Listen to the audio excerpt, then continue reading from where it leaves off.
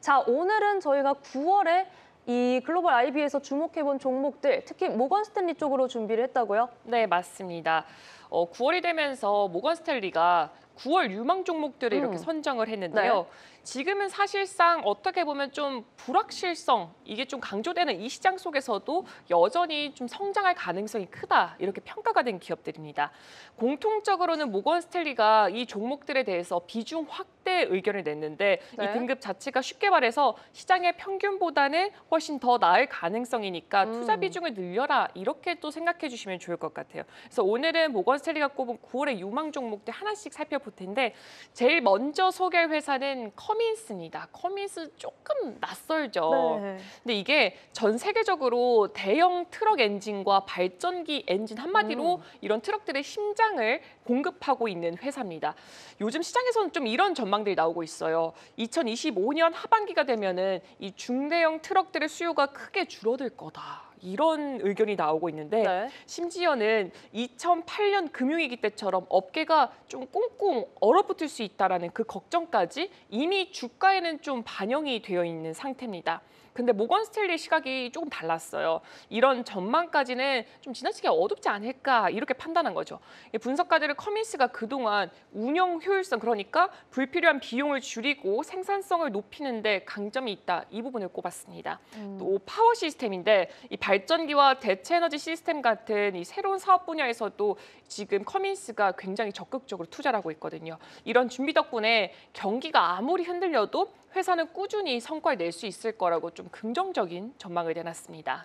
네, 커민스가 저에게는 좀 생소한 그런 종목이어서 홈페이지를 찾아봤더니 굉장한 자부심이 좀 담겨 있더라고요. 그렇죠. 뭐 전 세계 뭐 커민스의 엔진이 없는 트럭은 없습니다. 뭐 맞습니다. 가장 많은 트럭에 공급하고 있다. 이런 업체 커민스에 대해서 살펴봤습니다. 자, 그다음으로 저희가 살펴볼 종목 페리미터 솔루션즈인데 이 미국에서 산불과 관련된 소식을 저희가 좀 많이 들었잖아요. 그렇죠. 이와 관련해서 좀 이 페리미터 솔루션즈가 좀 막아줄 수 있을지 궁금하거든요. 네, 페리미터 솔루션스는 방금 말씀 주신 것처럼 소방 제품 전문 업체인데요. 모건 스탠리가 이 회사를 탑 아이디어 종목으로 꼽았어요. 애널리스트가 이 제품이 다 가진 특징을 좀 강조를 했는데요. 소방 장비나 화재 진압 솔루션 같은 거는 사실 뭐 경기가 침체가 되거나 뭐 무역 갈등 혹은 뭐 관세 문제가 있어도 수요가 줄지가 않잖아요. 이걸 좀 강조를 했어요. 네. 쉽게 말해서 경기가 나빠져도 산불은 계속해서 발생하니까 꾸준하게 필요하다라는 겁니다.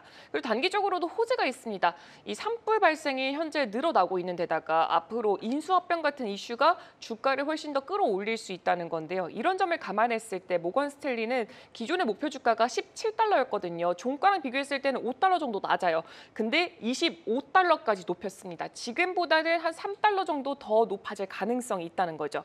근데 올해 들어서 굉장히 흥미로운 게 주가가 75%나 올랐어요. 되게 많이 올랐죠. 네. 그런데도 모건 스탠리는 더 오를 가능성이 있다라면서 굉장히 긍정적으로 평가를 했습니다. 이렇게 많이 올라왔는데도 또 가능성이 있다. 이 점이 정말 흥미로워 보이고 맞습니다. 저는 이 종목과 관련된 내용 들으면서 그런 걱정이 좀 들었어요. 사실 국내에서도 뭐 전기차 화재 이런 네. 일이 있을 때 관련주가 뛰고 그래서 좀 일시적인 흐름으로 가져가던 기업들이 아닌가 싶었는데 이제는 산불이나 이런 소방에 대한 부분이 정말 좀 장기적으로 주의를 기울여야 할 맞습니다. 부분인가 보다 싶어서 저희가 함께 페리미터 솔루션즈도 좀 주목해봤습니다. 자, 다음 종목은 저희가 그래도 비교적 인지도가 굉장히 높은 종목인데 바로 살펴볼까요? 네, 다음 종목은 반려동물 용품을 온라인에서 판매를 하고 있는 기업이에요. 바로 추위예요. 뭔가 애정이 느껴져요. 네, 너무 귀엽죠, 이름이. 네. 추위예요, 추위. 추위가 사실 이제 실적 발표가 얼마 남지 않았어요. 우리로 따지면 한 일주일 정도, 다음 주에 이제 실적 발표가 있는데 모건 스탠리는 추위를 요즘 가장 눈여겨보고 있는 종목이라고 딱 꼽은 거예요. 추위가 너무 귀엽죠, 지금. 제가 굉장히 애착이 있어요. 근데 분석가들의 시각을 조금 더 살펴보자면 반려동물 시장이 다시 커지고 있고 또 추위의 자체 성과도 좋아지고 있다는 겁니다. 뭐 예전보다 비용을 줄이고 운영을 더 효율적으로 하고 있고요. 고객도 점점 더 끌어오면서 시장 점유율 자체를 확 늘려가고 있다는 거죠. 그러다 보니까 이번 실적도 꽤나 긍정적으로 나올 거다, 이렇게 메시지를 줬습니다. 근데 마찬가지로 올해 주가만 봤을 때는 23%나 올랐어요. 엄청 많이 올랐죠. 네. 그런데도 모건 스탠리는 여전히 더 오를 가능성이 있다고 보는데 앞으로 추이가 수의학 클리닉 사업을 확대할 예정인데 이 부분이 추이의 새로운 성장 동력이 될 수 있다라고 합니다. 근데 사실 제가 또 반려동물을 기르고 있거든요. 맞아요. 그쵸. 그래서 이 수의학 클리닉이 들어갔다는 건 반려동물 키우신 분들은 다 아실 거예요. 굉장히 의미가 있거든요. 그래서 이 부분이 아무래도 모건 스탠리는 굉장히 크게 자리하지 않을까라고 긍정적인 평가를 내린 겁니다. 안 그래도 궁금했어요. 이 반려동물을 기르시는 입장에서 정말 어떤 의미인지 궁금했는데 마침 이 마음에서 우러나는 여기까지 우러나왔어요. 그러니까요. 또 내 아이가 안전하고 건강하게 자라는 거 얼마나 중요합니까? 맞습니다. 이 추위의 새로운 사업 분야까지도 짚어주셨습니다. 자, 앞서 이 PRM도 그렇고 추위도 그렇고 주가가 최근에 올라왔는데도 상승 여력이 있다라고 평가했다는 게 좀 흥미롭거든요. 다음 종목도 최근에 주가가 거의 V자 반등한 듯이 올라왔더라고요. 근데 더 오를 수 있다는 건지 바로 공개해 주시죠. 바로 뭘까요? 그러게요. 네 번째 볼 종목은 디지털 은행 업체 누홀딩스입니다. 이건 좀 많이 들어보셨죠? 이 회사 같은 경우에는 브라질에 본사를 두었고요. 현지에서는 굉장히 유명한 인터넷 은행인 누뱅크의 모회사입니다. 누뱅크는 사실 우리에게는 조금은 낯설 수도 있는데 현지에서는 굉장히 유명한 우리로 치면 KB은행 같이 이렇게 유명한 회사예요. 애널리스트는 이제 최근 실적을 굉장히 긍정적으로 평가를 했어요. 예상보다 훨씬 더 깔끔하고 좋은 성적을 냈다라는 건데요. 분석할 때 단순히 전체 성적만 보는 게 아니라 제품별, 국가별로 하나하나 얼마나 이익을 내는지 따져봤고요. 거기에 앞으로 시장이 최대한 커졌을 때 어느 정도까지 확장할 수 있는지 여기까지 계산을 했습니다. 그 결과가 굉장히 흥미로워요. 누뱅크의 기업 가치가 지금은 약 620억 달러 수준인데 2026년 바로 내년이죠. 얼마 남지 않았어요. 네. 여기에는 1,000억 달러까지 커질 가능성이 있다는 겁니다. 엄청 커지는 거죠. 네, 1,000억 달러. 엄청난데요? 1,000억 원도 큰데 1,000억 달러까지 커진다는 와. 거예요. 모건 스탠리가 보는 누뱅크의 강점이 좀 제가 나눠봤을 때 한 3가지 정도 되는 것 같아요. 네. 첫 번째는 돈을 버는 구조 자체가 워낙 안정적이다. 두 번째로는 기술 인프라가 훨씬 더 앞서가 있다. 그리고 세 번째로는 대출과 인터넷 뱅킹, 디지털 뱅킹, 즉 온라인 은행 서비스에서 성장 가능성이 매우 크다라는 겁니다. 그래서 결국적으로 봤을 때는 누홀딩스는 단기적인 이 성과 자체도 굉장히 좋은데 장기적으로도 성장 잠재력이 굉장히 크다고 인정받는 종목이라고 할 수가 있을 것 같습니다. 자, 누홀딩스가 이 누뱅크를 필두로 돈을 잘 벌어왔고 앞으로도 잘 클 것이다라는 점 체크해봤습니다. 자, 지금 이 종목들에 대한 이야기 들으니까 정말 앞서서도 말씀드렸습니다만 지금까지도 잘 올라왔는데 더 올라간다고 정말 솔깃하거든요. 그렇죠. 어느덧 모건 스탠리 픽 마지막 종목입니다. 많이 아쉬워하실 것 같아요. 네. 너무 좀 좋은 종목들이 많이 모여 있어서 마지막 5번째 종목은 케이던스 디자인 시스템즈입니다. 되게 어렵죠. 케이던스 디자인 시스템즈. 이름부터 좀 어려운데 하는 일도 어려워요. 전자설계 자동화를 하고 있습니다. 이 전자설계 자동화라는 게 조금 어려운데 이게 EDA라고 불리거든요. 쉽게 말해서 반도체를 설계할 때 쓰는 이 소프트웨어 툴입니다. 칩을 직접 사람이 하나하나 이렇게 설계를 할 수가 없잖아요. 그래서 이런 케이던스 같은 회사의 프로그램을 통해서 이 설계 자체를 자동화를 할 수가 있는 거예요. 이 모건 스탠리는 케이던스가 앞으로 크게 성장할 수 있는 이유를 또 마찬가지로 몇 가지를 꼽았는데 첫 번째로는 인공지능을 활용한 이 반도체 설계 혁신에서 굉장히 중요한 역할을 할 수 있다라는 겁니다. 그리고 두 번째로는 반도체 산업 자체가 지금 굉장히 많이 성장하고 있잖아요. 근데 더 성장하고 있기 때문에 자연스럽게 그 수혜를 내려받을 수가 있을 것이다라는 겁니다.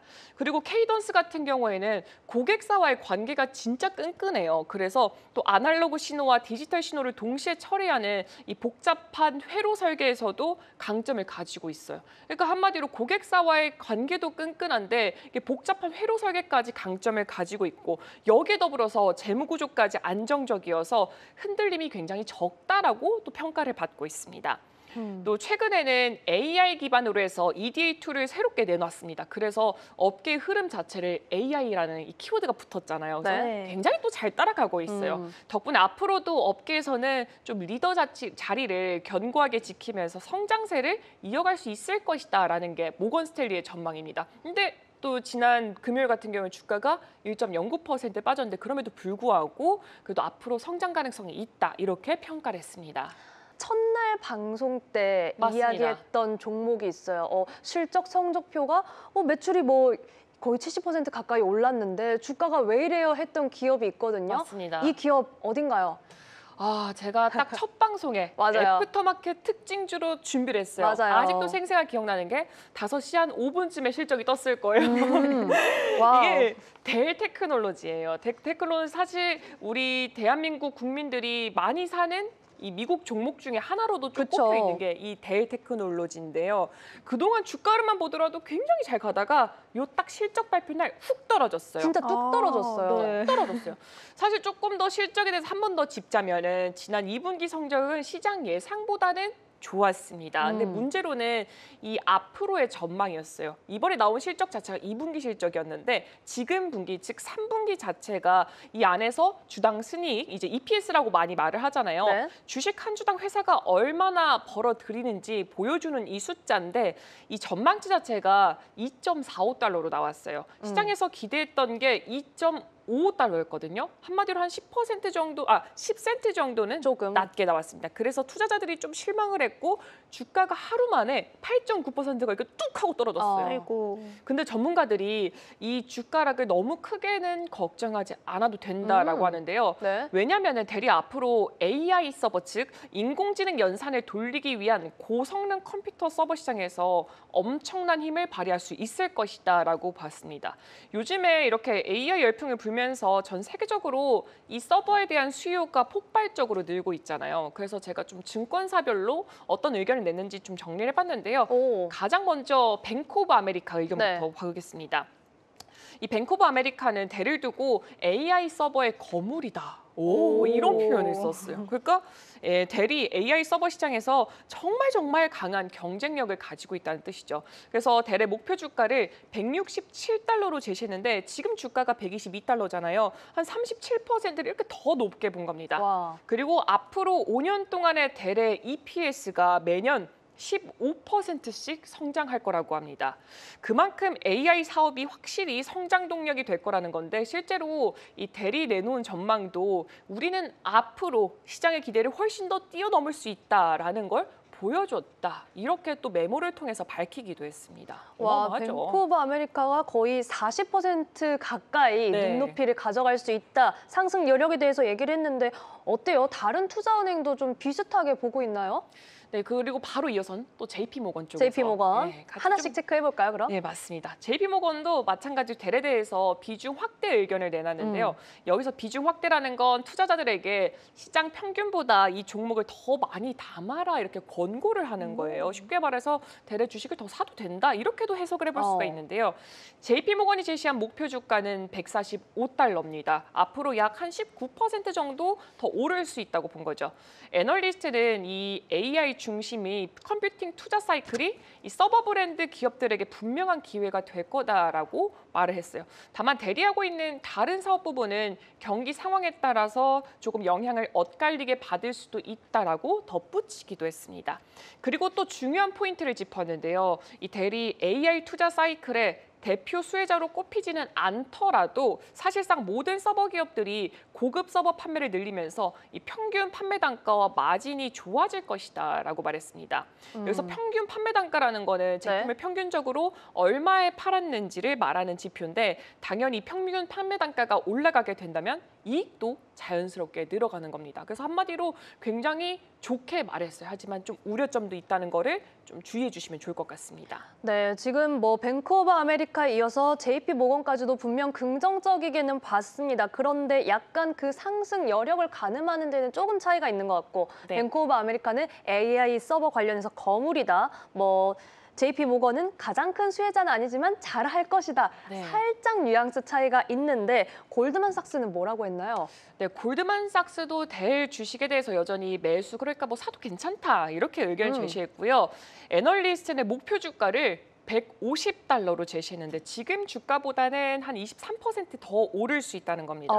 이 델의 AI 파이프라인이 굉장히 크다고 설명을 했어요. 이 파이프라인이라는 건 앞으로 계약이 예정돼 있거나 진행 중인 주문 물량을 말하는데요. 델이 이미 쌓아둔 기존 주문량의 몇 배 이를 정도로 크다 이렇게 본 거예요. 어마어마하게 잘 봤죠. 그리고 그 안에는 최신 칩인 블랙엘과 이전 세대 칩들이 섞여 있다라고 했습니다. 근데 블랙엘 이거 갑자기 뭐 엔비디아 거 아니야? 왜 튀어나왔어? 이렇게 생각할 수도 있는데 여기서 조금 더 설명을 드리자면은 블랙엘은 뭐 델이 직접 만든 건 아니고요. 엔비디아의 최신 칩이고요. 델은 이 칩을 서버에 넣어서 파는 역할을 하고 있습니다. 그래서 델의 AI 파이프라인에 블랙엘이 포함되어 있다. 이 말 자체는 델이 앞으로 팔 서버에 블랙엘 GPU가 장착될 예정이다. 이렇게 좀 쉽게 생각해 주시면 좋을 것 같습니다. 근데 여기서 또 주의할 게 이 델의 인프라 솔루션 그룹이라는 부분에서 영업이익률, 즉 마진은 8.8% 정도였거든요. 근데 이 부분 자체가 이 골드만삭스가 예상했던 9.6%, 시장 평균 예상치인 9.4%에 비해서는 조금은 낮았습니다. 근데 그 이유를 또 분석을 해봤어요. 한 3가지 정도가 있는데 첫 번째로는 상대적으로 이익률이 낮은 AI 서버 판매 비중이 늘어났다. 이익률이 낮으니까 당연히 좀 떨어질 수밖에 없겠죠. 그리고 두 번째로는 경쟁이 치열하면서 이 가격 자체를 낮췄어요. 아무래도 경쟁이 워낙 치열하다 보면은 담합이 아닌 이상은 가격을 좀 낮춰야 되잖아요. 그리고 세 번째로는 공급망 안정성을 확보하고 이 차세대 칩인 GB200을 조기에 배치하면서 발생했던 이 일회성 비용 때문이라고 이렇게 분석을 했습니다. 그러니까 한마디로 조금 안 좋은 점도 이유가 뭐였나 이렇게 또 분석까지 내놓은 곳입니다, 여기가. 또 오답노트가 중요하잖아요. 저희가 맞습니다. 투자할 때 그 부분까지 골드만삭스가 짚어줬고 확실히 델에 대해서 이 금요일장 보시고 놀라셔서 관심도가 오히려 높아진 것 같아요. 그쵸. 저희 유튜브 채팅에 SJ님께서 델 유심히 보고 있었는데 빠졌을 때 사야겠네요. 엣지펄트님도 델 다뤄주셔서 감사합니다. 오늘 저희가 이 시청자들이 궁금해하는 걸 제법 잘 포착하지 않았나 두 분이 정말 잘 준비해 주셨구나 싶은데 마지막으로 그러면 델 정말 괜찮은 이유 딱 한 가지 의견 더 체크해보죠. 네, 그 다음으로는 투자은행 모건 스탠리 쪽 의견도 한번 살펴보면 좋겠죠. JP 모건도 했으니까. 네, 델에 대해서 비중 확대 의견을 제시했고요. 목표 주가는 144달러, 지금보다는 한 18%더 오를 수 있다고 봤습니다. 애널리스트는 이번 분기 실적이 전반적으로 의미 있는 진전을 보여줬다. 이렇게 좀 의외적인 평가를 보여줬어요. 특히나 좀 자세하게 뜯어봤더니 AI 서버 매출이 눈에 띄게 좋았고 기업용 AI 수요도 계속해서 커지고 있다. 이 부분을 강조를 했어요. 또 일반 서버 매출도 두 자릿수 성장률을 기록했고 중간급 서버용 스토리지와 왜 굉장히 용어가 어려워요. 올플래시 스토리지 제품군 이름이 어렵죠. 네, 뭐 이런 부분에서 두 자릿수 성장세를 보였다. 한마디로 뭐 여기저기서 다 좋은 성장을 보였다라는 겁니다. 여기서 또 중요한 건 다만이 붙은 부분이죠. AI 서버의 비중이 늘어나면서 전체 마진, 여기서 또 전체 마진 나왔어요. 즉 영업이익률에는 부담이 생겼다고 합니다. 하지만 이거는 예상했던 일이라서 큰 문제는 아니고 올해 하반기에는 마진이 다시 개선될 것이다. 이렇게 좀 긍정적으로 봤고요. 또 델이 미국의 대기업 고객을 상대로 더 성과를 내고 있고 PC 사업 부분에서 실행력을 높인다면은 앞으로 델의 성장 스토리가 더욱더 뚜렷해질 수가 있다라고 했습니다. 아까 지금 증권사가 걱정하는 부분은 마진율인데 그 마진율이 하반기에는 회복이 될 수 있을 것이다 봤고 지금 4개 증권사 모두 다 긍정적으로 평가를 했습니다. 네, 지금 델에 대해서 저희가 모건 스탠리의 의견까지 만나봤는데 전반적으로 지금 처음에 뱅크 오브 아메리카를 제외하고는 한 20% 내외 상승 여력이 있다고 봤고 뱅크 오브 아메리카는 37%까지도 눈높이를 가져갈 수 있다라는 얘기 해드렸고 이번에는 최근에 투자자들이 좀 어떤 종목에 뜨겁고 어떤 종목엔 좀 냉담한지 오은비 아나운서랑 과매도 종목 빠르게 좀 체크해 볼까요? 네, 일단은 뭐 이 과매도를 나누는 이 RSI 지표 조금 더 살펴보면 좋을 것 같은데 보통 RSI가 30 미치면은 과매도, 즉 너무 많이 떨어져서 반등할 수 있다는 뜻이고요. 70을 넘으면 과매수, 다시 말해서 너무 많이 올라서 조정이 올 수 있다라는 신호로 좀 해석이 되고 있습니다. 그래서 첫 번째 종목은 우리가 굉장히 많이 친숙한 종목, 그리고 제가 여기서도 말씀드렸던 큐리그 닥터 페퍼로 준비를 해봤습니다.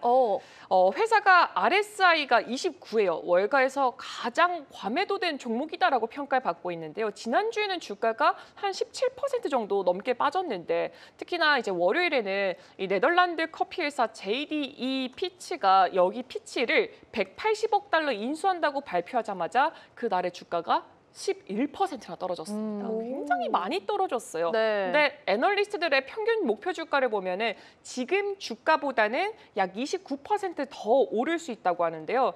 인수 자체를 조금 더 따져봤을 때 내년 상반기에 마무리가 될 예정이고 3년에 걸쳐서 약 4억 달러 규모의 비용 절감 효과, 즉 시너지를 낼 것으로 네. 기대를 하고 있습니다.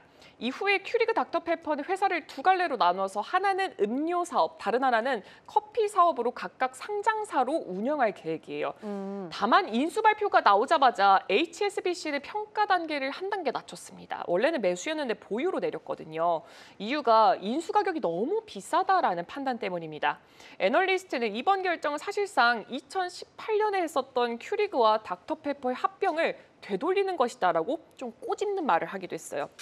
네. 또 커피 사업에서 손을 떼기 위해서 굳이 순부채 대 이제 에비타 비율이라고 하는 게 있거든요. 이 비율을 6배에서 8배까지 높일 필요는 없었다라고 지적을 했는데 여기서 그게 무슨 비율이길래 이걸 좀 짚어낸 거지라고 했는데 이 회사가 벌어들이는 현금 대비 부채가 얼마나 많은지 보여주는 지표로 숫자가 높으면 빚 부담이 크다는 뜻입니다. 그래서 어느 정도는 약간 경고성, HSBC가 경고성 멘트를 했기 때문에 이 부분도 한번 참고해서 투자하실 때 참고해 보시면 좋을 것 같습니다. 네, 커피 회사를 인수하면서 조금은 경고를 먹었던 큐리그 닥터페퍼 만나봤고요. 과매수 종목도 좀 살펴볼까요? 네, 과매수 종목으로는 데커 아웃도어.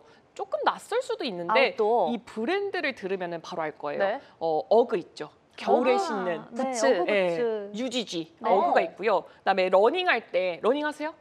아니요. 안 해요? 아, 전 했었습니다. 했었어요. 그럼 호카라는 브랜드가 있어요. 아, 그리고- 호카 신발 있어요. 있어요? 네, 러닝은 네, 안 하나. 하는데 있네요. 러닝은 안 하지만. 특이하네요.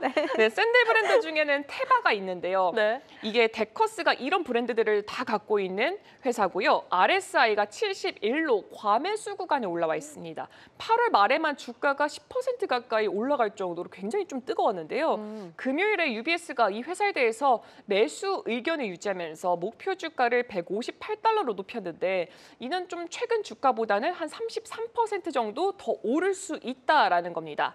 애널리스트는 이 호카와 어그의 강한 매출 성장 덕분에 앞으로 몇 분기 동안 실적이 예상치를 훨씬 더 웃돌 것이라면서 시장에 과소평가된 성장 기업을 살 기회다. 엄청난 명언을 날렸죠. 근데 전체적으로 애널리스트 평균 목표가는 지금 주가보다는 약 한 8% 정도 높은 수준으로 UBS만큼 공격적이지는 않은 상황이에요. 한마디로 지금 과매수인데도 불구하고 UBS 그리고 전체적으로는 더 올라갈 가능성이 있다. 이렇게 좀 긍정적으로 평가를 한 겁니다.